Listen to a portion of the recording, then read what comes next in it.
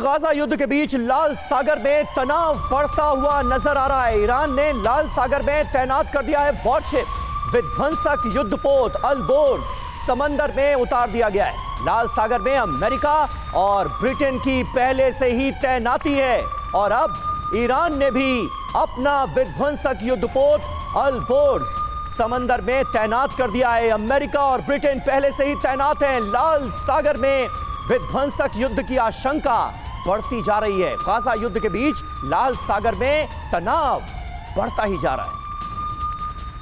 इस तनाव के बीच कुछ जरूरी बातें जानना जरूरी है और जिस युद्धपोत का समीर ने जिक्र किया उसकी ताकत भी जान लीजिए, क्योंकि इसीलिए हम कह रहे हैं अमेरिका वर्सेस ईरान, जहां लाल सागर से विनाश इस वक्त का ये सबसे बड़ा सवाल, जहां बड़ी खबर यह है कि लाल सागर में अब तनाव बढ़ता जा रहा है और हुती के हमलों के बीच वॉरशिप की तैनाती को लेकर समीर ये सबसे बड़ी खबर सामने आई है। जी हां, युद्धपोत अलबोर्ज को समंदर में उतार दिया है ईरान ने। अब इसकी वजह क्या है ये जानिए। ईरान की हुती विद्रोहियों को बचाने की ये बड़ी कोशिश है। वो हुती विद्रोही जिनके साथ खड़ा नजर आता है ईरान, लाल सागर में अमेरिका के निशाने पर हैं हुती विद्रोही। जी आपने बड़ी बात बताई है कि कैसे लाल सागर में अमेरिका के निशाने पर हुती विद्रोही हैं। इसी आधार पर आगे होगा क्या यह समझना बहुत जरूरी है, क्योंकि बड़ी खबर यहां पर सामने आ चुकी है कि अमेरिका और ईरान के बीच तनाव बढ़ता जा रहा है। वहीं यूएस और ईरान में तनाव बढ़ा तो दुनिया दो भागों में भी बटेगी और अमेरिका के साथ पश्चिमी देश और नेटो भी होंगे। हालांकि ईरान को रूस और चीन और मुस्लिम देशों से समर्थन भी मिलता रहेगा। समीर बिल्कुल, तो अमेरिका वर्सेस ईरान, लाल सागर में विनाश की पटकथा लिखी जा रही है, ऐसा साफ तौर पर नजर आता है। ये बहुत बड़ा डेवलपमेंट है और ये बहुत बड़ा डिप्लॉयमेंट है। समंदर में अलबोर्ज महाविनाशक विस्फोट का खतरा अब लगातार बढ़ता हुआ हम देख रहे हैं। इस युद्धपोत की ताकत के बारे में आपको हम विस्तार से बता दें और उसके बाद फिर अपने खास मेहमानों का भी रुख करेंगे। युद्धपोत की ताकत देखिए, 8 नूर एंटी शिप मिसाइलें इस पर तैनात की गई हैं। मार्क 8 गन की तैनाती है इस युद्धपोत पर और इसकी स्पीड है 72 किलोमीटर प्रति घंटा।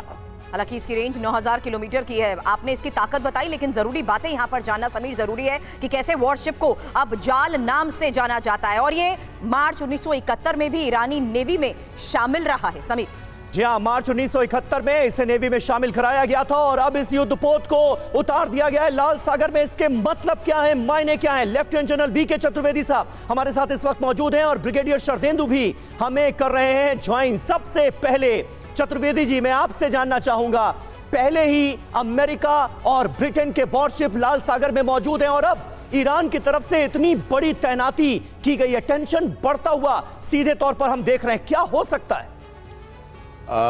ये एक रिएक्शन है, क्योंकि वहाँ पे लाल सागर में इस वक्त हुती विद्रोही जो कमर्शियल और कार्गो शिप्स थे उन पे अटैक कर रहे थे। कुछ दिन पहले उन्होंने जो सिंगापुर एक शिप जा रहा था उसके ऊपर अपनी मिसाइलें दागी थी।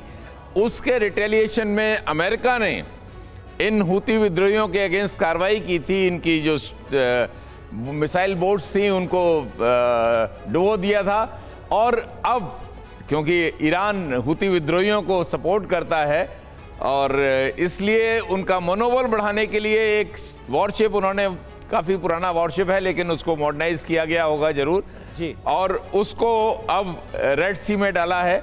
रेड सी में आपको मालूम होना चाहिए कि मैं बेसिकली दर्शकों के लिए बता रहा हूँ, वहाँ पे एक आइजनहावर एक एयरक्राफ्ट कैरियर अमेरिका का पूरा है और जब एयरक्राफ्ट कैरियर वहाँ पे फ्लीट होता है तो वो 30-35 बाकी वॉरशिप उसके साथ होते हैं। सारा एयर डिफेंस। अमेरिका इस तरीके से अपनी सिक्योरिटी या कहें अपने सेल्फ डिफेंस में ये तैनाती करता है, शरदेंदु सर ये जरूर समझना चाहूंगी, क्योंकि अल्टीमेटली यही ग्लोबल ट्रेड रूट है जिसको अभी तक हुती सिर्फ इजराइल को टारगेट करने के लिए नेविगेट कर रहा था, लेकिन अल्टीमेटली अब सभी इसके टारगेट पर आ गए हैं। इसीलिए हम कह रहे हैं यहां पर तो अब दो भागों में बढ़ती ये नजर आ रहे हैं, जहां पर अमेरिका अब सीधे तौर पर हुती को टारगेट करने वाला।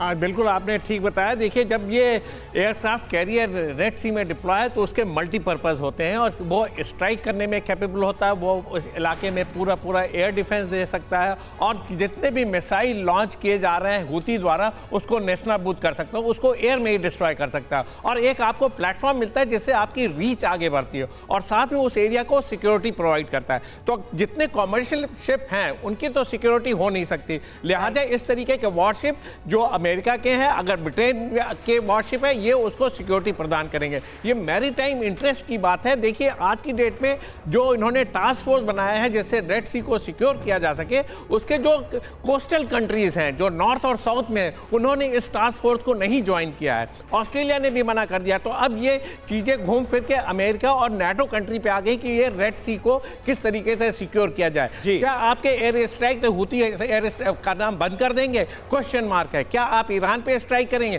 कहां आप स्ट्राइक करेंगे? लिहाजा इसका सलूशन तो हमास और फिलिस्तीन से ही निकलता हुआ दिख रहा है। ये देखिए, दुखती रग को पकड़ रखा है आज की डेट में हूतीज ने रेड सागर में, और जहां वो स्ट्राइक करते हैं उसकी चौड़ाई बहुत कम है। तकरीबन 30 किलोमीटर के इलाके को अंडर सर्विलेंस रखना या किसी मिसाइल द्वारा अटैक करना बहुत ही आसान होता है। बिल्कुल सही बात है। और अल्बोर्स को जाल के नाम से जाना जाता है। हूती विद्रोही जिनके साथ खड़ा हुआ है ईरान, ये जाल किसके लिए तैयार किया जा रहा है? ये आपकी बातों से क्लियर होता है, अमेरिका और ब्रिटेन के लिए।